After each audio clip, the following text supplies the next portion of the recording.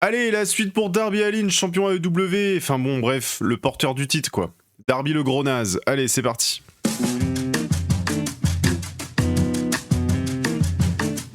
Bienvenue à Fairfax. Bienvenue à Fairfax, en Virginie. Ce soir, programme léger, 4 matchs de championnat sur 7, c'est parti. Petit clip entre MJF et Kevin Knight pour nous rappeler un petit peu ce qui s'est passé. MJF était champion du monde, il a perdu le titre, Kevin Knight l'a provoqué, puis Max l'a défié. Bref, en gros, c'est ce qui s'est passé la semaine dernière. Ah, c'est MJF qui nous accueille, le vrai champion du monde. Généralement, si c'est Max qui ouvre le show, ça veut dire que ce sera bien. Kevin Knight suit, accompagné de son copain de Jet Speed, Mike Bailey. Justin Roberts nous rappelle que ce match est pour le titre TNT et il commence à introduire Maxou. Mais Maxou l'interrompt. Il lui murmure quelque chose et puis il s'éloigne. Roberts reprend son introduction et précise que Max n'est pas originaire d'un état de white trash comme la Virginie. En gros, un état de blanc, pauvre et conservateur. Non, lui, il vient de Plainview, Long Island, New York. Puis Roberts introduit le champion TNT, Kevin Chevalier. Max arbore une très jolie coudière Easy Dub. Victoire facile. Je l'espère. Allez, c'est parti. Et MJF balance déjà Kevin hors du ring. J'aime bien le fait que Max lui hurle Kid alors qu'il a à peine un an de moins. Il l'envoie dans l'escalier, dans la barricade, il pique une caméra. Il est un peu énervé Maxou quand même. Ça échange quelques coups, Kevin Chevalier s'énerve un petit peu, rien d'alarmant. Il fait que sauter partout parce que MJF n'arrête pas de rouler en dehors du ring. Et il roule vachement bien, Oh, le magnifique cutter! Ah oui, il a mal au genou, Kevin, là. Ah, même très mal. Canadian Destroyer de Max. 1, 2... Ok, t'as de la chance, chevalier. MJF va bien insister sur le genou de Kevin Knight. Il lui a craché dessus, là. Pas cool, Max. Commence à perdre patience, MJF prend le titre et l'amène dans le ring. On connaît la chanson. Remsburg lui reprend. Max sort sa chevalière, mais Chevalier lui assène un low blow. Il l'enferme dans un roll-up et gagne le match. Mais attends... Il a triché! Voilà Max, frappe-le! Venge-toi! Y'a Darby qui descend en rappel, il lui met un Scorpion Death Drop. C'est quoi ce bordel là? Max nous parle. Avant tout, il précise que les gens de Virginie craignent. Gratos. Voilà, dis bien, ce ne sont que 2 petits tricheurs. Que tu t'en foutais de ce match contre Knight. Bon, par contre, il dit qu'il a pas vraiment fait d'effort, mais on voit bien qu'il est à bout de souffle. Je me dédouane sur ce coup. La seule chose qui compte, c'est sa ceinture, son titre mondial. Et il demande un rematch. Et oui, justice doit être rendue. Darby reprécise que s'il veut son rematch, il doit d'abord donner quelque chose en échange. Mais tu veux quoi? Tu as triché, tu as volé le titre. Avant de dire qu'une fois qu'il aura battu Brody King, la semaine prochaine, celui qui mérite un match de championnat, c'est... Oui, bien sûr toi, Max, mais Darby se tourne vers Chevalier. Ah, il y a Brody King qui arrive. Fais pas le malin, Brody, t'as déjà perdu contre Maxou. Alors, King prévient Darby de ne pas trop prendre ses avances, vu que la semaine prochaine, Kevin Knight n'affrontera pas Darby Allin, mais le nouveau champion AEW, Brody King. Waf. On avance doucement vers Double or Nothing, et on se dirige clairement vers un rematch entre Darby Allin et MJF. Affaire à suivre. Salut René! On se retrouve backstage avec Edge et Christian, enfin... Adam Copeland et Christian Cage. À Collision samedi dernier, FTR avait accepté le défi d'Adam Copeland qu'on avait vu la semaine dernière, à la condition que le match se transformait en I Quit match. Donc match en I Quit, et si Adam Copeland et Christian Cage perdent le match, ils prendront leur retraite par équipe. Bon bref, Christian précise qu'ils acceptent, Adam un peu surpris de la vitesse, de la rapidité de la réponse de Christian, mais Cage lui dit qu'il le redit encore, il n'a jamais dit I Quit, et il ne le dira jamais.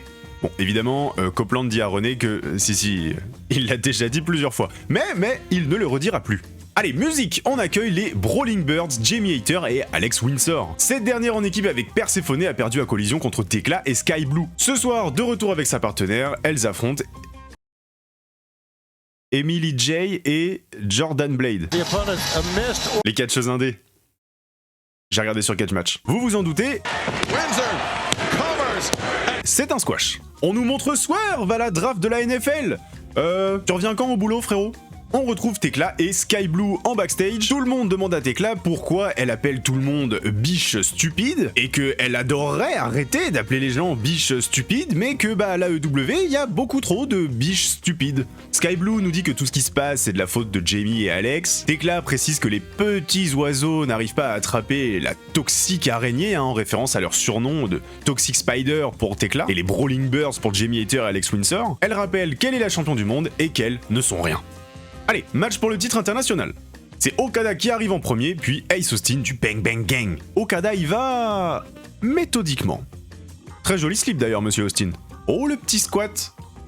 Le Kazuch squat? Non. J'y croyais pas, mais Austin se défend bien. Hein.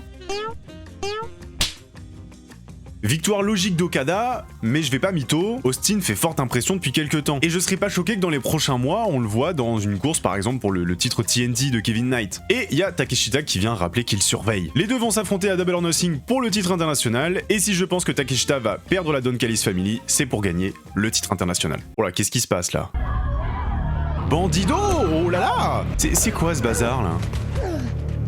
C'est Swerve! C'est Swerve!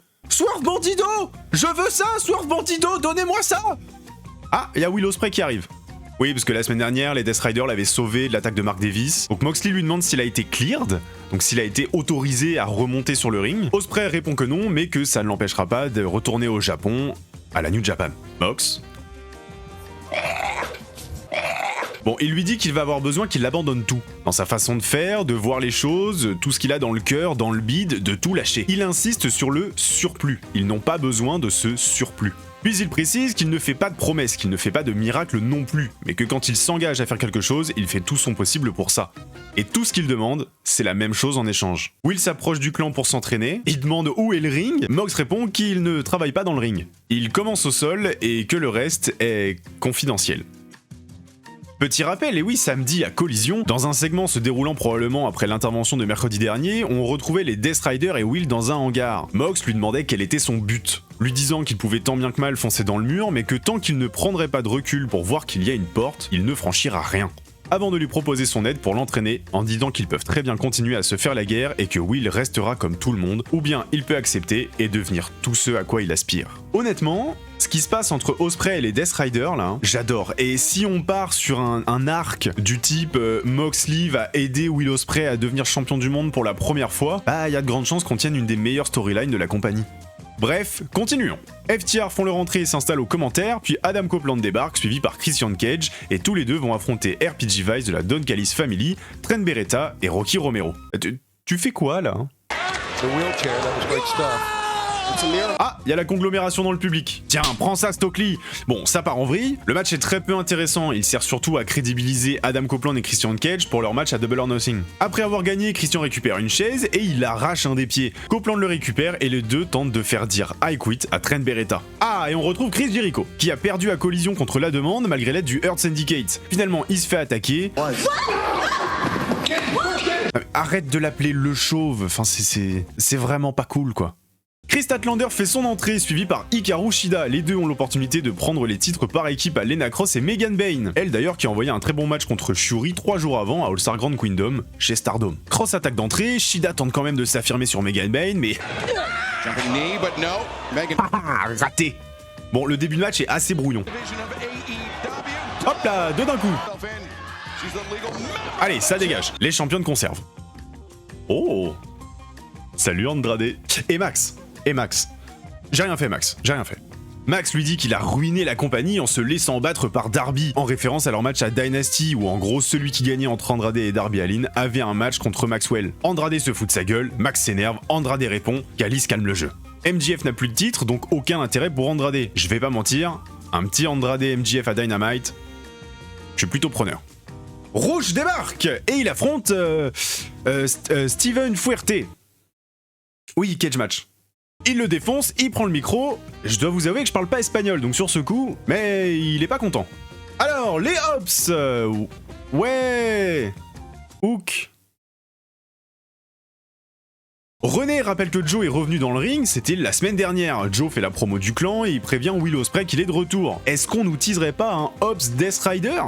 En plus, il y a Anarchy in the Arena à Double or Nothing qui arrive là dans 3 semaines. Pour le moment, on en reste là, place au main event. Mais avant ça, FTR et Stokely sont un peu vénères. Stokely a parlé à Tony Khan la semaine prochaine d'Axar Wood contre Orange Cassidy. Si Cassidy gagne, n'importe quel membre de la conglomération pourront défier FTR pour les titres par équipe. Mais si Daxar Wood gagne, ils auront une opportunité pour les titres trio. Et il va falloir un troisième Zozio. Et ce sera Tommaso Ciampa.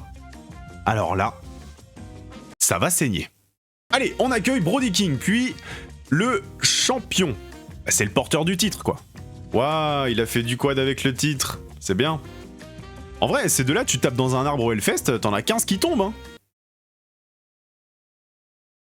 Till the wheels fall off and Haha, t'as raté ton topé. Brody King before the select. Oh no, Darby! Ah, toi aussi. Ouah, c'est bien. Tu t'es fait mal au dos. Tiens, chais. Vas-y, Brody, c'est bon. King now. Voilà. Bon, ça, par exemple, j'aurais pas aimé la prendre. Et il fait quoi avec le tapis, là? C'est ça, votre champion qui détruit le matériel? C'est toi qui paie? Oh, la barricade. Oh, par contre, la powerbomb sur le sol, là. Et l'enchaînement coffin drop, puis un deuxième, puis un troisième. Bon. Ok.